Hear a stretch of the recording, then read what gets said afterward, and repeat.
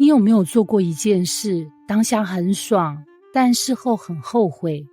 滑手机滑到凌晨3点，当下再一只就好，然后呢，隔天早上，我是谁？我在哪里？或是吃东西，明明已经饱了，还是这个甜点不吃很可惜耶。然后呢，回家躺在床上，开始反省人生。更不用讲一些更深的情绪爆炸、关系界限、欲望失控，当下都觉得没关系啦，我可以控制。然后呢，你会发现你不是在用他，是他在用你耶。好，今天这段哥林多前书6章12到20节，就是在处理这个问题，而且很直接。保罗一开口就引诱一句话，凡事我都可行。这句很现代翻成今天就是我开心就好，想做就做，想说就说，想滑就滑，想爱就爱，自由至上啦。但保罗马上补一句，但不都有益处，翻成今天你可以做，不代表你应该做。然后他再补一刀更狠的，我总不受他的辖制，翻成今天我可以用，但我不会被他控制。然后呢，问题来了，你现在有多少东西是你以为你在控制，其实他在控制你啊？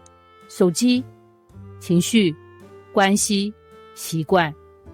你说我随时可以停，但真的要停的时候停不下来哦。接着保罗用一个当时很流行的逻辑，食物是为肚腹，肚腹是为食物，翻成今天有需要就满足，很合理啊。肚子饿就吃，想要就做，有感觉就跟着走。然后呢，保罗说不完全是这样，因为人不只是有需要的生物，人是有目的的存在。接着他讲一个很震撼的观念，身子不是为淫乱，乃是为主，主也是为身子。翻成今天白话，你的身体不只是用来满足欲望，是有更高的用途。这句话在今天很逆风因为我们被教的是身体是我的，我想怎样就怎样。但保罗说你的身体不只是你的哦。然后他丢出一个更大的画面，你们的身子是基督的肢体。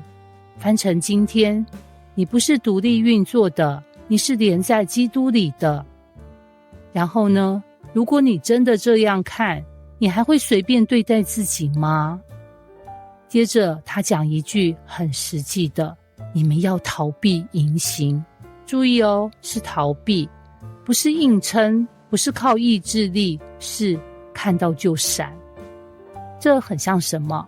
你知道某个东西会让你失控，你不是去测试自己，你是直接避开。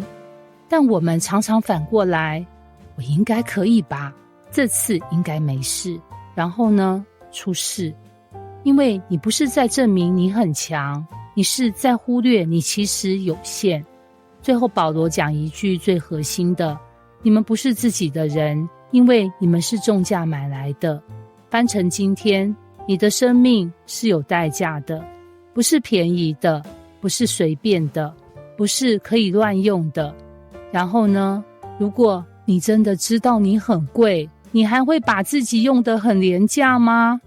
很多人不是不想过好生活，是因为心里其实觉得我大概就值这样，所以你接受低标准、低关系、低界限。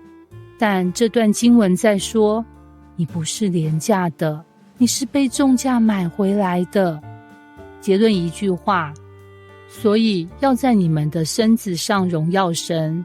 翻成今天，用你的生活活出你的价值，不是压抑，是对齐，不是限制，是释放。所以哥林多前书12章20节整段在讲什么啊？不是叫你不能做，是问你是在自由的活，还是在被东西控制？